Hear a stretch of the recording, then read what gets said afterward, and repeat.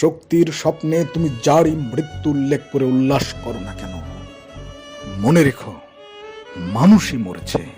এই ভয়ঙ্কর সত্য কথা নিরঞ্জন বলেছিল, মিছিলে হাত উঠিয়ে বলেছিল, এভাবে মানুষ মারা চলবে না, মানুষকে বাঁচতে দাও।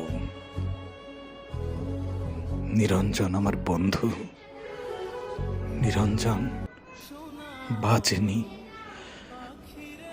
তার উদ্যত হাতে লেগেছিল মানুষের হাতে বানানো বন্দুকের গুলি, বুকেও লেগেছিল, যেখান থেকে মানুষ শব্দটি বড় পবিত্রতায় বেরিয়ে আসত।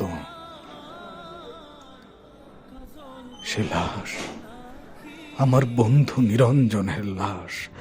আমি দেখেছি সে লাশ, রক্তাক্ত ছিন্ন ভিন্ন লাশ। মানুষ তাকে কাঁধে করে বয়ে এনেছিল মানুষের কাছে। জয়লতা সে লাশ দেখেছিল কিনা সে প্রশ্ন উঠছে না। যদি দেখলেও কেঁদে থাকে প্রকাশ্যে অথবা গোপনে, তাতে নিরঞ্জনের কোনো লাভ হয়নি। তবে মানুষ কেঁদেছিল,